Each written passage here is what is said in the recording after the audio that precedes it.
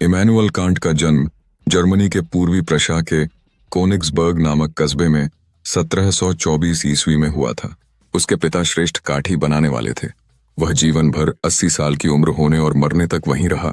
उसका परिवार गंभीर रूप से धर्मपरायण, ईश्वर प्रेमी था और उसके अपने धार्मिक विश्वास उसके दर्शन की महत्वपूर्ण पृष्ठभूमि है। बर्कले की तरह वह भी महसूस करता या कि मानवता के लिए ईसाई आस्था की नींव को बनाए बचाए रखना अत्यावश्यक है। कांट उन दार्शनिकों में पहला है जिनके बारे में हमने अब तक सुना है कि वह विश्वविद्यालय में दर्शन शास्त्र पढ़ाता था, अर्थात वह दर्शन शास्त्र का प्रोफेसर भी था। दार्शनिक दो प्रकार के हैं। एक तो वह आदमी है जो अपने दार्शनिक प्रश्नों के उत्तर ढूंढ रहा है। दूसरा कोई ऐसा व्यक्ति है जो दर्शन शास्त्र के इतिहास का विशेषज्ञ है, किंतु वह आवश्यकीय रूप से अपना दर्शन निर्माण नहीं करता। कांट दोनों प्रकार का दार्शनिक था। यदि वह केवल प्रखर बुद्धि का प्रोफेसर और दूसरे दार्शनिकों के विचारों का विशेषज्ञ होता तो वह दर्शन शास्त्र के इतिहास में अपने लिए कोई स्थान नहीं बना सकता था। किंतु नोट करने की महत्वपूर्ण बात यह है कि अतीत की दार्शनिक परंपरा का उसे बहुत बढ़िया ज्ञान या वह न केवल देकार्त और स्पिनोजा के तर्कवाद या बुद्धिवाद से सुपरिचित था, अपितु वह लॉक, बर्कले और ह्यूम के अनुभववाद को भी भली भांति जानता था। याद रखना, तर्कवादियों का विश्वास था कि संपूर्ण मानवीय ज्ञान का मूलभूत आधार मन में, माइंड में बसा हुआ है, और अनुभववादी दार्शनिक मानते थे कि सारा ज्ञान ज्ञानेंद्रियों से प्राप्त होता है। इसके अतिरिक्त ह्यूम ने बतलाया था कि हम अपने इंद्रिय बोध से जिन निर्णयों तक पहुंचते हैं उनकी स्पष्ट सीमाएं हैं। तो फिर इनमें से कांट किनसे सहमत था? उसका विचार था कि बुद्धिवाद और अनुभववाद ये दोनों ही मत आंशिक रूप से सही थे, किंतु वह सोचता था कि वे आंशिक रूप से गलत भी थे। जिस प्रश्न को लेकर सभी परेशान हैं वह यह है कि हम दुनिया के बारे में क्या जान सकते हैं। देकार्त से लेकर अब तक इस दार्शनिक प्रोजेक्ट में सारे ही दार्शनिक लगे रहे हैं। अब तक दो मुख्य संभावनाएं हमारे सामने रखी गई, या तो दुनिया बिल्कुल वैसी है जैसा हमें अपनी ज्ञानेंद्रियों से इसका बोध होता है, और या यह उस तरह से है जैसे यह हमारे तर्क या बुद्धि को दिखती है। तो क्या आप जानते हैं कि कांट क्या सोचता था? कांट का विचार या कि जब हम दुनिया की धारणा बनाते हैं तो भान होने या अनुभूत होने और तर्क करने यानी दोनों का ही अपना योगदान है। किंतु वह सोचता था कि तर्कवादी या बुद्धिवादी अपने दावों में कि तर्क बुद्धि का कितना योगदान हो सकता है कुछ ज्यादा ही आगे बढ़ गए, और उसका यह विचार था कि अनुभववादियों ने भी इंद्रिय जनित अनुभव पर जरूरत से ज्यादा जोर डाला है। अपने अलग होने के बिंदु पर कांट ह्यूम और अन्य अनुभववादियों से इस बात पर सहमत है कि हमारा दुनिया का सारा ज्ञान अपने संवेदनों से आता है, किंतु और यहाँ कांट अपना हाथ तर्कवादियों की ओर बढ़ाता है। कुछ अन्य ऐसे निर्णायक कारक है जो हमारे चारों ओर फैली दुनिया के हमारे बोध को तय करते हैं। दूसरे शब्दों में, मानव मन में कुछ ऐसी स्थितियां या शर्तें हैं जो दुनिया की हमारी धारणा में योगदान करती हैं। जैसे हम एक लाल लेंस वाले चश्मे को पहन ले तो हमारे चारों ओर की चीजें लाल दिखें, हल्के रंग वाली चीजें गुलाबी दिखे और गहरे रंग वाली चीजें सुर्ख लाल। हमें बिल्कुल वही चीजें दिखती हैं जो पहले थीं, सिवाय इसके कि अब वे लाल हैं। ऐसा इसलिए है कि लाल शीशे हमारे सत्यबोध के तरीके की सीमाएं बना देते हैं। हम जिस किसी भी चीज को देख रहे हो वह हमारे चारों ओर की दुनिया की चीज है, किंतु हम उन्हें देखते कैसे हैं इसका निर्धारण पहने गए हमारे शीशे कर रहे हैं। अतः हम यह नहीं कह सकती कि दुनिया लाल है या नहीं, हालांकि हम इसे लाल देख रहे हैं। कांट की विचारधारा हमें बताती है कि हम अपने चारों ओर की दुनिया को केवल वही देख पाते हैं जिसे पहले से ही हमने अपने चश्मे के माध्यम से देखा है, यानी देखने में सीमाएं बन जाती हैं। ये शीशे जो कि लाल हैं हमारे अनुभवों को आकार देते हैं और यह निर्धारित करते हैं कि हम चीजों को कैसे देखते हैं। अगर हम अपने मन में किसी एक अनुभव को धारण करते हैं तो यह अनुभव केवल उसी रूप में हमें दिखाई देता है जैसे कि लाल रंग में ढल जाता है। अब यदि हम जंगल में चलें या रास्ते से होकर अपने घर चलें, हम हर चीज को वैसे ही देखेंगे जैसे स्वाभाविक रूप से देखते थे, किंतु इससे पहले हमने जो कुछ भी देखा अब वह लाल होगा। हाँ, जब तक हम इन शीशों को उतार नहीं देते अब वो वस्तुएं लाल ही दिखाई देंगी, क्योंकि हमने अपने अनुभव को लाल लेंस के चश्मे के माध्यम से देखा है। कांट के अनुसार हमारे ज्ञान की प्रक्रिया को समझने के लिए हमें यह जानना जरूरी है कि मन की कार्य प्रणाली किन परिस्थितियों के अधीन होती है, और यह बिल्कुल वही है जो कांट का अभिप्राय था जब उसने कहा था कि कुछ स्थितियां या शर्तें हैं जो मन की कार्य प्रणाली को शासित करती हैं और मन उनसे प्रभावित होकर दुनिया का अनुभव करता है। ये किस प्रकार की शर्तें हैं? जो कुछ भी हम देखते हैं उसका पहले और सबसे आगे समय और स्थान में फिनोमिना, दृश्य जगत या सत्ता के रूप में बोध होगा। कांट समय और स्थान को, टाइम एंड स्पेस को, हमारी दो स्वयं वेदात्मक ज्ञान वृत्ति के रूप कहता है और वह इस बात पर जोर देता है कि यह दो रूप किसी भी अनुभव से पहले हमारे मन में रहते हैं। देश और काल संवेदन शक्ति के प्रागनुभविक आकार हैं। दूसरे शब्दों में, हम चीजों का अनुभव करने से पहले यह जान सकते हैं कि हम उनका बोध समय और स्थान में दृष्टिगोचर सत्ता के रूप में करेंगे, क्योंकि हम तर्क के चश्मों को उतार नहीं सकते। जिन चीजों को हम देखते हैं उनका अनुभव समय और स्थान के परिप्रेक्ष्य में होना अनिवार्य है। कांट ने यह बताया कि समय और स्थान हमारे दो बुनियादी ज्ञान वृत्तियों के रूप हैं जो हर अनुभव से पहले हमारे मन में रहते हैं। इससे हमें यह समझ में आता है कि संस्कृति, स्थान और समय का अनुभव केवल भौतिकता में नहीं बंधा होता, बल्कि मन की उस प्रक्रिया का परिणाम है। कांट की क्रांतिकारी सोच इस बात पर जोर देती है कि मन केवल एक संवेदन ग्रहण करने वाला तत्व नहीं है, बल्कि यह सक्रिय रूप से चीजों को समझता है। जैसे पानी एक घड़े का आकार लेता है, वैसे ही हमारा मन भी अपने अनुभवों को आकार देता है। यह इस दृष्टि को आगे बढ़ाता है कि चीजें भी हमारे मन के अनुरूप होती हैं। इसलिए कांट के अनुसार यह केवल तर्कवादी या अनुभववादी नहीं है, बल्कि दोनों का मिलन एक नए दृश्य से हमारे ज्ञान को पुनः स्थापित करता है।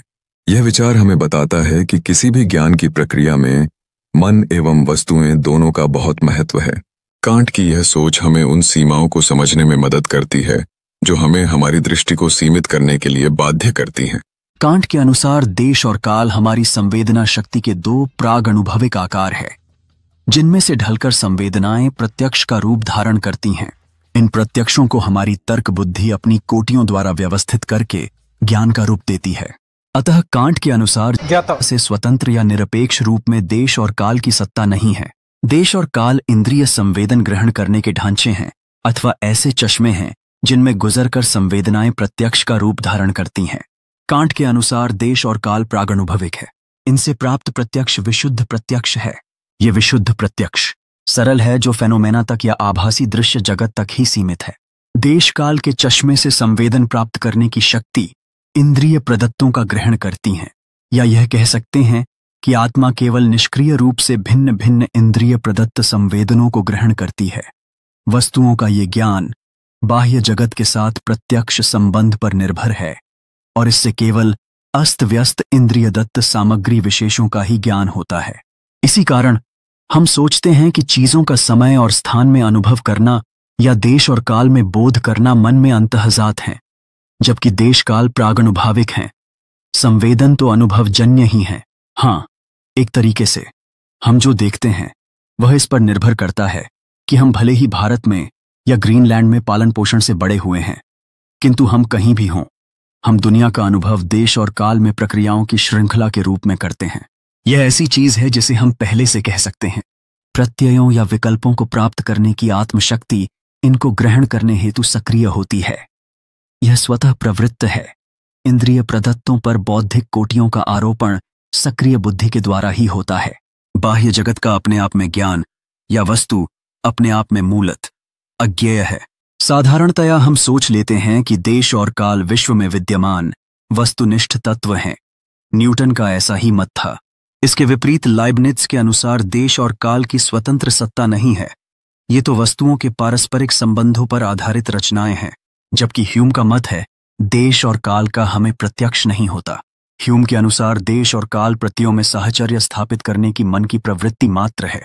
कांट का मत इन सबसे भिन्न है। क्या समय और स्थान या देश काल ऐसी चीजें नहीं हैं जो हमसे परे अस्तित्ववान हैं? नहीं, कांट का विचार था कि देश और काल, टाइम एंड स्पेस मानव स्थिति के लिए अभिन्न है। देश और काल प्रथमतः और सर्वोपरि हमारे बोध के प्रागनुभविक तरीके हैं और वे भौतिक जगत के लक्षण नहीं हैं। कांट का चीजों को देखने का यह पूर्ण रूपेण नया तरीका था, क्योंकि मनुष्य का मन केवल अकर्मक मोम का पुतला नहीं है जो बाहर से मात्र संवेदन ग्रहण करता है। मन उस प्रक्रिया पर अपनी छाप भी छोड़ता है जिससे हम दुनिया को समझने का दावा करते हैं। आप इसकी तुलना शीशे के एक घड़े से कर सकते हैं। जब इसमें पानी डाला जाता है, पानी अपने आप को घड़े के रूप में ढाल लेता है। बिल्कुल इसी तरीके से हमारे बीच स्वयं को हमारी स्वयं वेदात्मक ज्ञान वृत्ति के रूप के अनुरूप ढाल लेते हैं। कांट का दावा था कि यह केवल मस्तिष्क ही नहीं है जो चीजों के समरूप हो जाता है, चीजें भी मन के समरूप हो जाती हैं।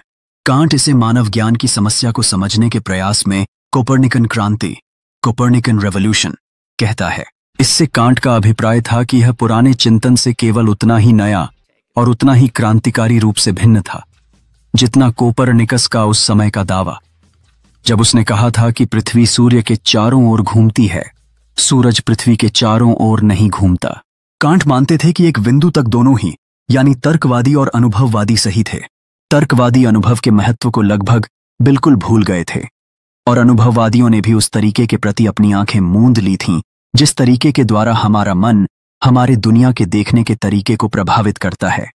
और कांट के अनुसार कार्य कारणता का नियम, द लॉ ऑफ कैजुअलिटी भी, जिसके बारे में ह्यूम का यह विश्वास था कि मनुष्य इसका अनुभव नहीं कर सकता, मन की ही देन है।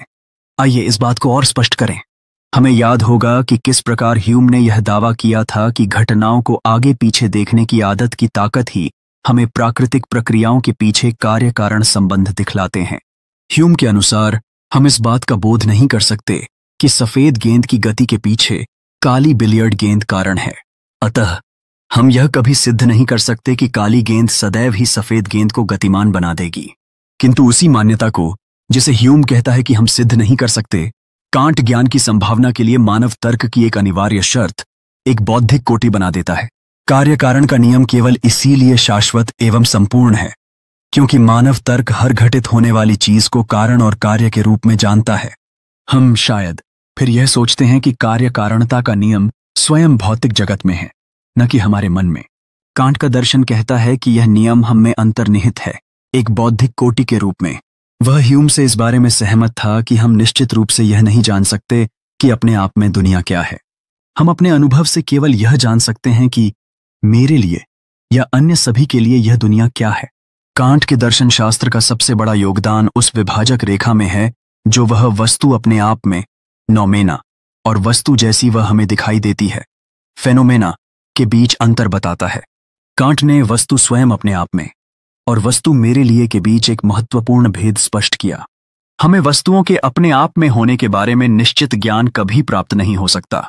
हम केवल यह जान सकते हैं कि वस्तुएं हमें कैसी दिखती हैं। दूसरी ओर, किसी विशिष्ट अनुभव के पहले हम यह कह सकते हैं कि मानव मन द्वारा वस्तुओं का बोध कैसे किया जाएगा।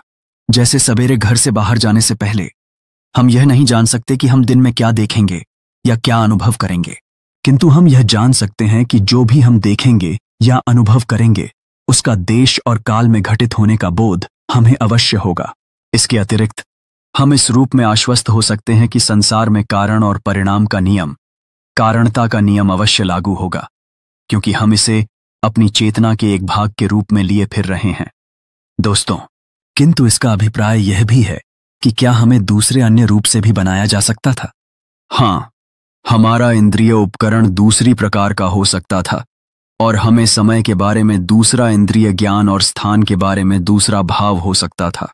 यहां तक कि हमारा निर्माण इस प्रकार हो सकता था कि हम अपने चारों ओर घटित होने वाली चीजों का कारण न ढूंढते फिरते। इसका क्या मतलब है और कैसे यह संभव होता? कल्पना करो, आपके लिविंग रूम में एक बिल्ली फर्श पर लेटी हुई है। एक गेंद लुढ़कती हुई कमरे में आती है। बिल्ली क्या करती है? मैंने कई बार यह प्रयोग किया है। बिल्ली गेंद के पीछे भागेगी। बिल्कुल ठीक। अब कल्पना कीजिए कि आप उसी कमरे में बैठे हैं। यदि आप अचानक एक गेंद को लुढ़कते अंदर आते देखते हो तो क्या आप भी इसके पीछे दौड़ना शुरू कर देते हो? नहीं ना, पहले तो हम मुड़कर यह देखने का प्रयास करते हैं कि ये गेंद कहां से आई है। हाँ, क्योंकि हम एक मानव प्राणी हैं। आप आवश्यक रूप से हर घटना के पीछे कोई न कोई कारण ढूंढेंगे, क्योंकि कारणता का नियम बौद्धिक कोटियों के रूप में हमारी बनावट का एक अंग है। यही कांट कहता है। ह्यूम ने दिखाया था कि हम प्राकृतिक नियमों का न तो बोध कर सकते हैं और न ही उन्हें सिद्ध कर सकते हैं। इसने कांट को थोड़ा परेशान कर दिया, किंतु उसका विश्वास था कि वह उनकी संपूर्ण वैधता दिखलाकर यह सिद्ध कर सकता था कि हम वास्तव में मानव संज्ञान के नियमों की बात कर रहे हैं। अब आप सोचिए, क्या एक बच्चा भी मुड़कर यह देखने जानने की चेष्टा करेगा कि गेंद कहां से आई? हो सकता है न करे, किंतु कांट ने बतलाया कि बच्चे का तर्क या बुद्धि तब तक पूरी तरह विकसित नहीं होती जब तक वह इंद्रियों द्वारा बोध प्राप्त नहीं कर लेता। सिर्फ मन की बात करना पूरी तरह निरर्थक है। दोस्तों, अब हमें सब चीजों की गणना कर लेनी चाहिए। कांट के अनुसार दो तत्व हैं जो मनुष्य के दुनिया विषय ज्ञान में योगदान करते हैं। एक तो है बाहरी स्थितियां, जिन्हें हम तब तक नहीं जान सकते जब तक हम उन्हें अपनी इंद्रियों द्वारा जान नहीं लेते। इसे हम ज्ञान की सामग्री कह सकते हैं। दूसरी है स्वयं मनुष्य के अंदर की स्थितियां, जैसे समय और स्थान में होने वाली घटनाओं का बोध और कारणता के अटूट नियम के समरूप होने वाली प्रक्रियाएं। इसे हम ज्ञान का रूपाकार कहते हैं। कांट का विश्वास था कि हमारे जानने की सीमाएं हैं। हम शायद यह कह सकते हैं कि मन के शीशे, चश्मे वह सीमा तय करते हैं। किस तरीके से? हमें याद होगा कि कांट से पहले दार्शनिकों ने वाकई बड़े प्रश्नों की चर्चा की थी। उदाहरण के लिए, क्या आदमी में अमर आत्मा होती है या क्या ईश्वर है? क्या प्रकृति अनेक सूक्ष्म अविभाज्य कणों की बनी है? और क्या विश्व सीमित है या असीम? हां, कांट का मानना था कि इन प्रश्नों पर कभी भी निश्चित ज्ञान प्राप्त नहीं किया जा सकता। ऐसा नहीं था कि वह इस प्रकार के तर्क को अस्वीकार करता था। इसके विपरीत, यदि उसने इन प्रश्नों को दरकिनार किया होता तो वह शायद ही दार्शनिक कहलाता। फिर क्या किया उसने? इस प्रकार के अत्यंत बड़े प्रश्नों में कांट का मानना था कि हम मानव क्या समझ सकते हैं। तर्क उन सीमाओं के परे भी कार्यशील था। उसके साथ ही साथ हमारे स्वभाव में इस प्रकार के प्रश्न खड़े करने की मूल इच्छा होती है। किंतु उदाहरण के लिए, जब हम यह पूछते हैं कि विश्व असीम है या सीमित, तो हम एक ऐसी संपूर्णता के बारे में पूछ रहे हैं जिसका एक बहुत छोटा भाग हम स्वयं हैं। अतः हम इस संपूर्णता को कभी नहीं जान पाएंगे। जब हम लाल चश्मे पहन लेते हैं तो हमने सीखा था कि कांट के अनुसार दो तत्व होते हैं जो संसार विषयक हमारे ज्ञान में योगदान करते हैं: इंद्रिय जनित बोध और तर्क। हाँ, हमारे ज्ञान की सामग्री हम तक इंद्रियों के द्वारा आती है, किंतु इस सामग्री को तर्क की कोटियों के अनुरूप होना है। कांट का विश्वास था कि हमारे जानने की सीमाएं हैं। तुम शायद यह कह सकती हो कि मन के शीशे, चश्मे वह सीमा तय करते हैं। किस तरीके से? तुम्हें याद होगा कि कांट से पहले दार्शनिकों ने वाकई बड़े प्रश्नों की चर्चा की। उदाहरण के लिए, क्या आदमी में अमर आत्मा होती है या क्या ईश्वर है? क्या प्रकृति अनेक सूक्ष्म अविभाज्य कणों की बनी है? और क्या विश्व सीमित है या असीम? कांट का मानना था कि कुछ प्रश्नों पर कभी भी निश्चित ज्ञान प्राप्त नहीं किया जा सकता। ऐसा नहीं था कि वह इस प्रकार के तर्क को अस्वीकार करता था। इसके विपरीत, यदि उसने इन प्रश्नों को दरकिनार किया होता तो वह शायद ही दार्शनिक कहलाता। फिर क्या किया उसने? धीरज रखो। इस प्रकार के अत्यंत बड़े प्रश्नों में कांट का मानना था कि हम मानव क्या समझ सकते हैं। तर्क उन सीमाओं के परे भी कार्यशील था। उसके साथ ही साथ हमारे स्वभाव में इस प्रकार के प्रश्न खड़े करने की मूल इच्छा होती है। किंतु उदाहरण के लिए, जब हम यह पूछते हैं कि यह विश्व असीम है या सीमित, तो हम एक ऐसी संपूर्णता, यौगिकता के बारे में पूछ रहे हैं जिसका एक बहुत छोटा भाग हम स्वयं हैं। अतः हम इस संपूर्णता को कभी नहीं जान पाएंगे। क्यों नहीं जान पाएंगे? जब तुम देश काल रूपी लाल चश्मा पहन लेते हो तो हमने पहले दर्शाया था कि कांट के अनुसार दो तत्व होते हैं जो संसार विषयक हमारे ज्ञान में योगदान करते हैं। ये है इंद्रिय जनित बोध और तर्क। हाँ, हमारे ज्ञान की सामग्री हम तक इंद्रियों के द्वारा आती है, किंतु इस सामग्री को तर्क के लक्षणों के समरूप होना होता है। उदाहरण के लिए, तर्क का एक लक्षण है घटना के कारण की तलाश। उस गेंद की तरह जो फर्श पर एक तरफ से लुढ़कती जाती है कि यह गेंद आई कहां से है।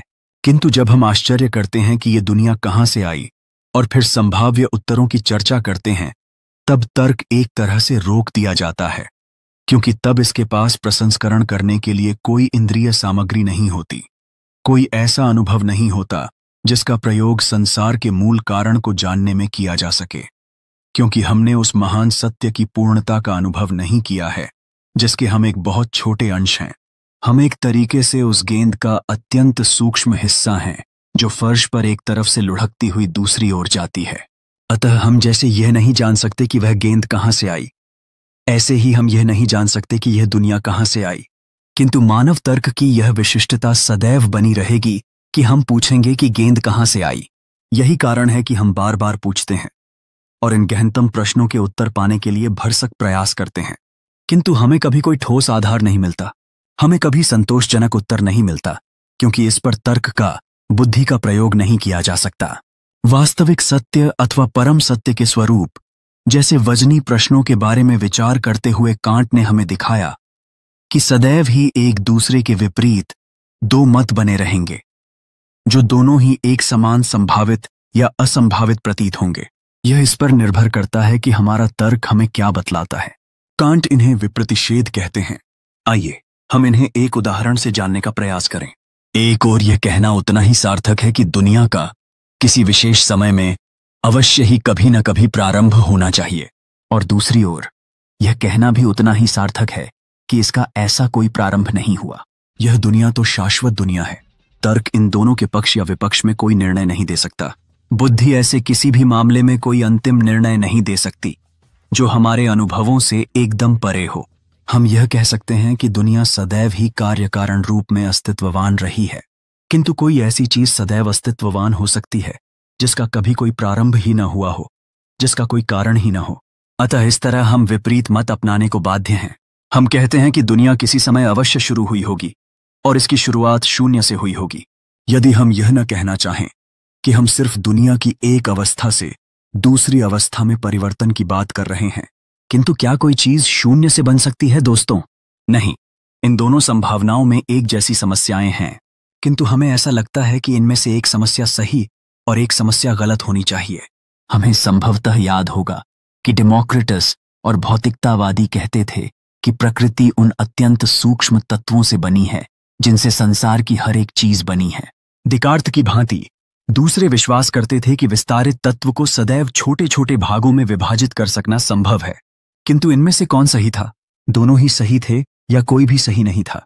इसके अतिरिक्त कई दार्शनिकों ने स्वतंत्रता को मनुष्य के सबसे महत्वपूर्ण क्षमताओं या मूल्यों में से एक माना, किंतु इसी के साथ साथ हमने स्टोइक्स, स्पिनोजा जैसे दार्शनिकों को भी देखा जिन्होंने उदाहरणतया कहा कि प्रत्येक स्थिति और कर्म आवश्यकता के प्राकृतिक नियम के अनुसार घटित होता है। कांट के अनुसार यह एक और मामला था जिसमें मानवीय तर्क एक निश्चित फैसला करने में असमर्थ रहता है। दोनों ही मत बराबर विवेकपूर्ण या बराबर विवेकहीन हैं। अंत में यदि हम तर्क द्वारा ईश्वर के अस्तित्व को सिद्ध करना चाहें तो निश्चित रूप से असफल हो जाएंगे। यहां तर्कवादियों जैसे देकार्त ने यह सिद्ध करने का प्रयास किया कि ईश्वर अवश्य ही होना चाहिए, क्योंकि हमारे पास सर्वोच्च सत्ता का विचार है। इसके पीछे तर्क यह है कि सर्वोच्च सत्ता का यह विचार सर्वोच्च सत्ता के अस्तित्व की ओर संकेत करता है। दूसरी ओर अन्य ने, जैसे अरस्तु और टॉमस एक्विनास, का निष्कर्ष था कि कार्य कारण श्रृंखला से बंधे अनुभवजन्य संसार में मूल कारण के रूप में एक ईश्वर अवश्य होना चाहिए, क्योंकि हर चीज का एक प्रथम कारण होता है। कांट इस बारे में क्या सोचता था? कांट ने ईश्वर के अस्तित्व के इन दोनों प्रमाणों को अस्वीकार कर दिया। न तो तर्क बुद्धि और न अनुभव ही वह निश्चित आधार है जिससे ईश्वर के अस्तित्व का दावा किया जा सके। जहां तक तर्क की बात है, इसके आधार पर तो ईश्वर के अस्तित्व की संभावना या असंभाव्यता एक समान है, किंतु हम जानते हैं कि धार्मिक परिवार में पला बढ़ा इमैनुएल कांट ईसाई आस्था के आधार को सुरक्षित रखना चाहता था। हाँ, उसने एक धार्मिक आयाम खोल दिया। वहां जहां तर्क और अनुभव दोनों ही कम पड़ते हैं, एक खालीपन बन जाता है जिसे कांट के अनुसार आस्था से, धार्मिक विश्वास से ही भरा जा सकता है। इस प्रकार उसने ईसाइयत को बचा लिया। हाँ, यदि हम यह कहना चाहे। अब यहां ध्यान देने योग्य तथ्य यह है कि कांट एक प्रोटेस्टेंट था, अर्थात ईसाई धर्म में एक सुधारक था। धार्मिक सुधार, रिफॉर्मेशन के इन दिनों से आस्था पर जोर देना प्रोटेस्टेंटिज्म की विशेषता रही है। दूसरी ओर मध्य युग से ही कैथोलिक चर्च का विश्वास आस्था के स्तंभ के रूप में तर्क में अधिक था। हालांकि मध्य युग में कैथोलिक चर्च ने विश्वास को आस्था के स्तंभ के रूप में प्रस्तुत किया, जिसमें तर्क का स्थान आस्था से कम होता चला गया था। इस काल में लोग आस्था की धारणाओं को मानने वाले बन गए, जहां तर्क और बुद्धि का विस्तार धार्मिक मान्यताओं की सिद्धि तक सीमित था, बल्कि यह विश्वास किया गया कि क्या सही है और क्या गलत, यह चर्च की शिक्षाओं पर निर्भर था। लेकिन फिर इमैनुएल कांट ने इस पर सवाल उठाए और नैतिकता के आधार पर एक नई सोच का प्रस्ताव रखा। किंतु कांट इस प्रकार के वजनी प्रश्नों को महज किसी व्यक्ति की आस्था पर छोड़ने की अपेक्षा और आगे बढ़ गया। उसने माना कि नैतिकता के लिए यह पूर्व मान्यता आवश्यक है कि कर्म फल भोगने हेतु मनुष्य की एक अमर आत्मा होती है, कि ईश्वर का अस्तित्व है जो मनुष्य के अच्छे बुरे कर्मों पर अंतिम निर्णय देता है, और स्वतंत्र रूप से कर्म करने हेतु मनुष्य की स्वतंत्र इच्छा है, जिनके लिए ईश्वर द्वारा उसे पुरस्कृत या दंडित किया जाएगा। उन्होंने कहा कि मानव जीवन का मूल्य यह है कि यह उसके कर्मों का परिणाम होता है, जो कर्म फल के रूप में ईश्वर के द्वारा निर्धारित किया जाता है। इस दृष्टिकोण से कांट ने माना कि नैतिकता के लिए यह आवश्यक है कि मनुष्य को यह विश्वास हो कि उसके अच्छे और बुरे कर्मों का उचित फल अवश्य मिलता है। अच्छा, तो उसने भी एक अर्थ में वही किया जो देकार्त ने किया था। पहले वह उन सब की बड़ी तीखी आलोचना करता है जो हम समझ सकते हैं, और फिर चोर दरवाजे से ईश्वर की तस्करी कर उसे वापस ले आता है। किंतु यहां ध्यान रखें कि देकार्त से भिन्न कांट खास तौर पर इस बात पर जोर देता है कि यह तर्क या बुद्धि नहीं है जो उसे आस्था के इस बिंदु तक लाया है। उसने स्वयं अमर आत्मा, ईश्वर के अस्तित्व और मनुष्य की स्वतंत्र इच्छा में आस्था को व्यावहारिक अवधारणाएं कहा है। कांट ने इस बात पर बल दिया कि यह केवल तर्क नहीं है जो हमें नैतिकता के इस स्तर तक पहुंचाता है। भविष्य की नैतिक गतिविधियों को संचालित करने के लिए ईश्वर और आत्मा की अवधारणाएं, संकल्प की स्वतंत्रता व्यावहारिक आवश्यकताएं हैं। ऐसे में कांट ने कहा कि यदि मनुष्य को नैतिकता की दिशा में चलना है तो उसे ईश्वर के अस्तित्व की धारणा को मानना जरूरी है। कांट के इस विचार में उन्होंने एक प्रकार का संतुलन स्थापित किया है, जहां एक ओर देकार्त और अन्य दार्शनिकों ने तर्क को सर्वोपरि माना। कांट ने नैतिकता के लिए आस्था की आवश्यकताओं को समझाया। किसी सिद्धांत या विचार को पूर्व मान्यता देना यानी स्वीकृत सिद्धांत मानना यह मानने जैसा है कि इसे सिद्ध नहीं किया जा सकता। प्रैक्टिकल पोस्टुलेट यानी व्यावहारिक अवधारणाओं से कांट का अभिप्राय किसी ऐसी चीज से था जिसे प्रैक्टिस अर्थात व्यवहार के लिए मानना जरूरी था। अर्थात मनुष्य की नैतिकता के लिए यह मानना अनिवार्य है। उसने कहा था, ईश्वर के अस्तित्व में आस्था एक नैतिक आवश्यकता है।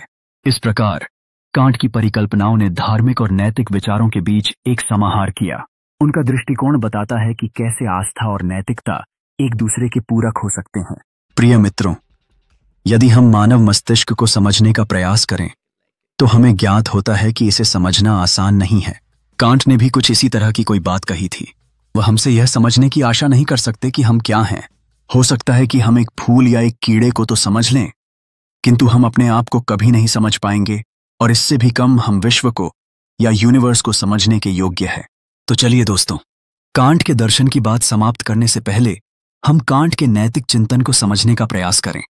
तर्क बुद्धि और इंद्रियों से ज्ञान प्राप्ति के संबंध में ह्यूम के संदेहवादी दृष्टिकोण ने कांट को जीवन के महत्वपूर्ण प्रश्नों के बारे में पूरी तरह और नए सिरे से फिर विचार करने के लिए बाध्य किया। नैतिकता का क्षेत्र इनमें कम महत्वपूर्ण नहीं था। क्या ह्यूम ने यह नहीं कहा था कि आप कभी यह साबित नहीं कर सकते कि सही और गलत क्या है?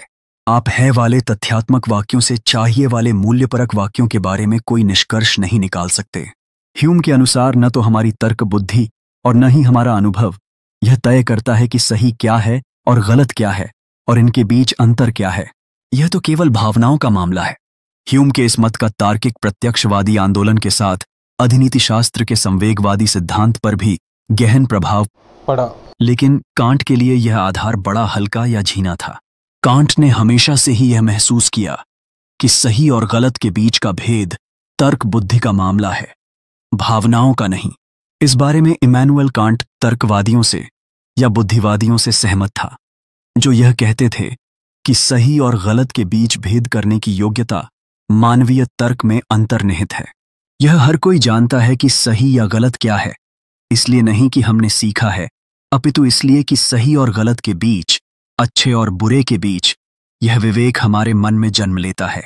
कांट के अनुसार हम में से हरेक के पास एक व्यावहारिक तर्क बुद्धि है, यानी यह बुद्धि जो हर मामले में हमें सही और गलत का ज्ञान कराती चलती है। अब सवाल उठता है कि क्या यह सही और गलत का ज्ञान प्राप्त करने वाली मानवीय समझ जन्मजात है? कांट के अनुसार सही और गलत की पहचान करने की योग्यता उतनी ही जन्मजात है जितने तर्क के अन्य लक्षण।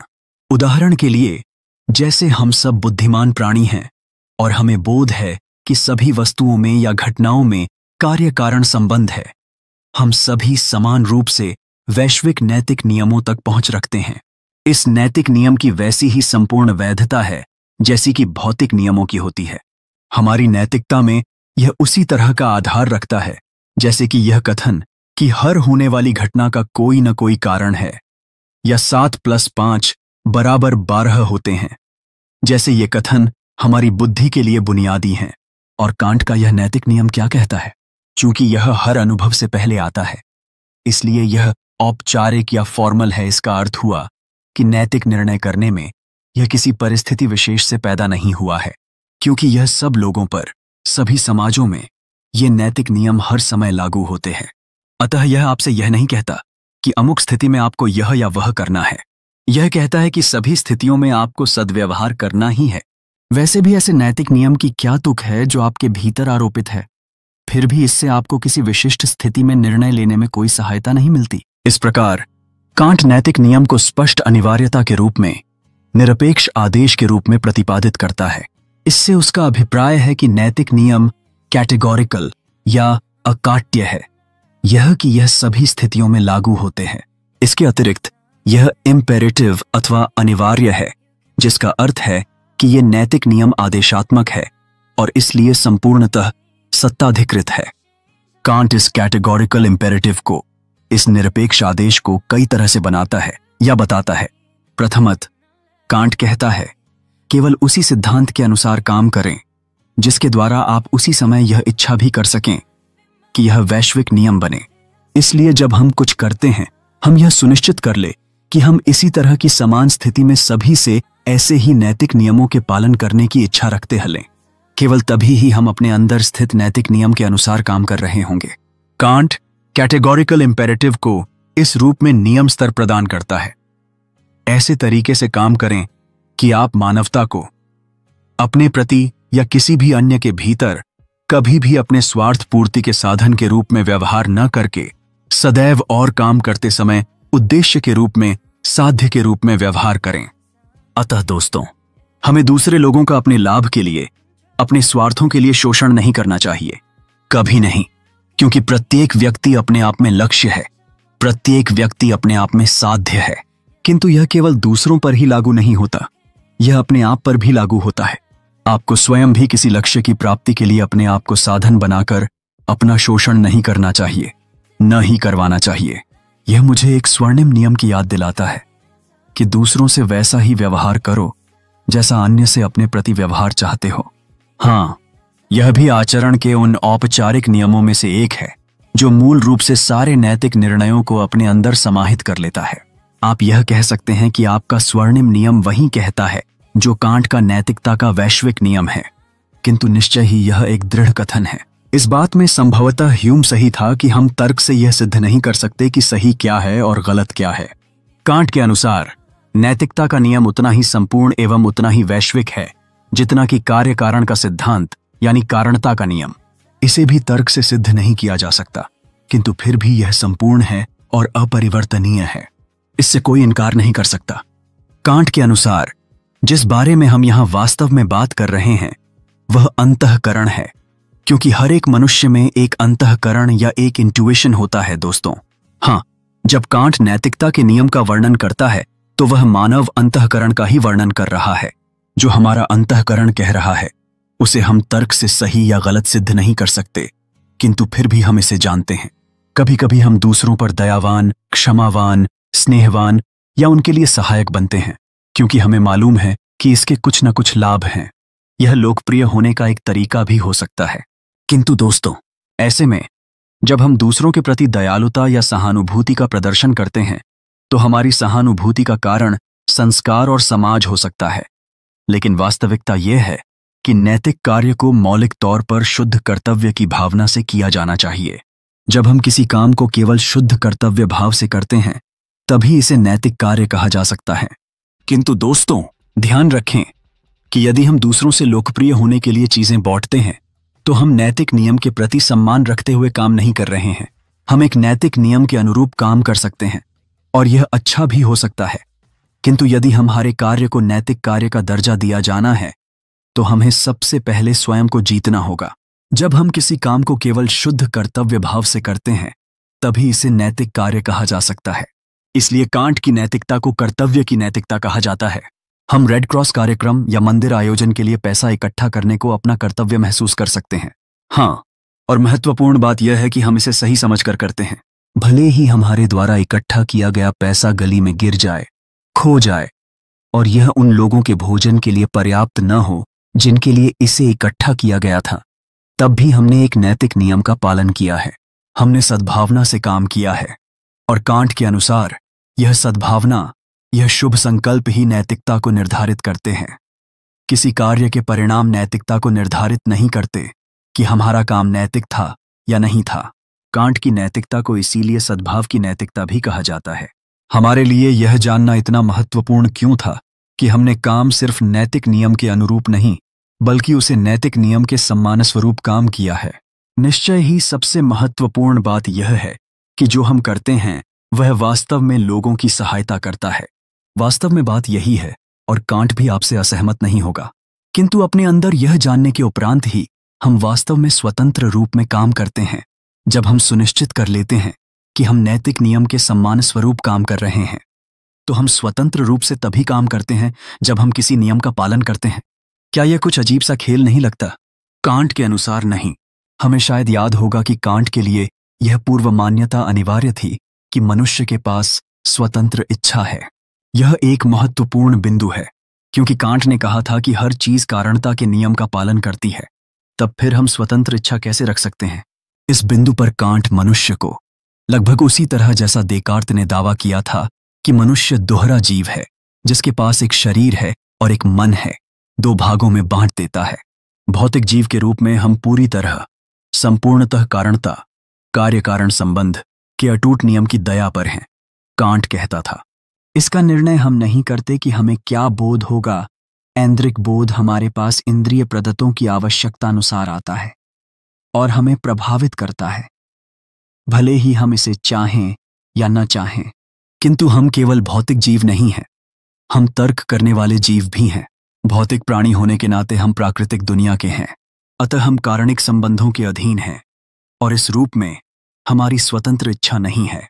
किंतु तार्किक प्राणी के रूप में हम भी उस अस्तित्व का भाग हैं जिसे कांट डिंग एंड साइच world as it exists in itself कहता है, यानी दुनिया जैसे यह स्वयं में अस्तित्ववान है, हमारे ऐन्द्रिक प्रभावों से स्वतंत्र। जब हम व्यावहारिक तर्क का अनुगमन करते हैं जो हमें नैतिक निर्णय करने की क्षमता प्रदान करता है, सिर्फ तभी हम अपनी स्वतंत्र इच्छा का प्रयोग करते हैं, क्योंकि तब हम नैतिक नियम का पालन कर रहे होते हैं। दोस्तों, यह हम ही हैं जो उस नियम को बनाते हैं जिसके अनुरूप हम हैं। हाँ, यह एक तरीके से सही है। यह मैं हूं या मेरे अंदर का सद्भाव है जो मुझे बताता है कि मुझे दूसरों के प्रति ओछा नहीं होना चाहिए। अतः जब आप ओछा न बनने होने का फैसला करते हैं, भले ही यह आपके अपने हितों के विपरीत हो, तब आप स्वतंत्र रूप से कार्य कर रहे होते हैं। आप खासतौर पर उस समय स्वतंत्र या मुक्त नहीं हैं जब आप मनमाने ढंग से या अपनी इच्छाओं के गुलाम होकर काम करते हैं। एक व्यक्ति अनेक प्रकार से दास हो सकता है, यहां तक कि व्यक्ति अपने अहम का भी दास हो सकता है। व्यक्ति को इच्छाओं और दुर्गुणों से वास्तव में ऊपर उठने के लिए ही आत्मनिर्भरता और स्वतंत्रता की जरूरत पड़ती है। काम, क्रोध, लोभ, मोह जैसी वासनाओं से ऊपर उठकर मनुष्य को उन सार्वभौमिक नैतिक नियमों के अनुसार काम करना चाहिए जिनका निर्धारक वह स्वयं है, कोई अन्य नहीं। अब जानवरों के बारे में क्या कहेंगे? हम सोचते हैं कि वे तो बस अपनी इच्छा और जरूरत के पीछे चलते हैं। वे न तो भूतकाल के लिए पश्चाताप करते हैं और न ही भविष्य के सपने संजोते हैं। उन जानवरों, पेड़ पौधों या पशु पक्षियों के पास नैतिक नियम पालन करने के लिए कोई स्वतंत्रता नहीं है, और यही अंतर है जानवरों और मानवों में। और आखिर में शायद हम यह कह सकते हैं कि दर्शन शास्त्र में तर्क बुद्धिवाद एवं अनुभववाद में पारस्परिक विवादों और कलह को लेकर जो गतिरोध उत्पन्न हो गया था, कांट हमें उससे बाहर निकलने का रास्ता दिखाने में सफल हुआ है। कांट के साथ दर्शन शास्त्र के इतिहास के एक युग का अंत हो जाता है। कांट की 1804 ईस्वी में उस समय मृत्यु हुई जब रोमांटिसिज्म का काल अपने चढ़ाव पर था। उसकी सर्वाधिक उद्धृत कहावत कोनिग्सबर्ग में उसके कब्र के पत्थर पर खुदी हुई है। प्रायः जितनी बार और जितनी गहनता से मैं उन पर चिंतन करता है, ये दो चीजें मेरे मन को निरंतर बढ़ते आश्चर्य और विस्मय से भर देती हैं कि मेरे ऊपर सितारों भरा विशाल आसमान है और मेरे भीतर सार्वभौमिक नैतिक नियम स्थित है। यदि हम केवल ऐन्द्रिक प्राणी की तरह रहते हैं तो कांट के विश्वास के अनुसार हमें कोई स्वतंत्रता नहीं है, किंतु यदि हम वैश्विक विवेक तर्क का पालन करते हैं तो हम स्वतंत्र या आजाद हैं।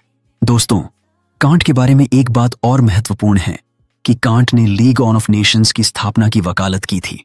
उसने अपने शोध प्रबंध चिरस्थायी शांति में लिखा कि सब देशों को एक लीग ऑफ नेशंस में इकट्ठा हो जाना चाहिए और यह सभी देशों के बीच शांतिपूर्ण सह अस्तित्व का आश्वासन देगी। 1795 ईस्वी में इस शोध प्रबंध के प्रकाशित होने के 125 वर्ष बाद प्रथम विश्व युद्ध के बाद लीग ऑफ नेशंस की स्थापना हुई। दूसरे विश्व युद्ध के बाद इसका स्थान यूनाइटेड नेशंस संयुक्त राष्ट्र संघ ने ले लिया। इसलिए हम कह सकते हैं कि कांट यूएन विचार का जनक था। कांट का मुख्य बिंदु यह था कि मनुष्य का व्यावहारिक तर्क राष्ट्रों से यह अपेक्षा करता है कि वे प्रकृति की जंगली अवस्था से बाहर निकलें, क्योंकि इससे युद्ध होते हैं और देशों को शांति बनाए रखने के लिए आपस में संपर्क में रहना चाहिए। यद्यपि लीग ऑफ नेशंस की स्थापना का रास्ता लंबा और कठिन है, फिर भी हमारा यह कर्तव्य है कि हम समूचे विश्व में स्थायी शांति के लिए प्रयत्नशील रहें।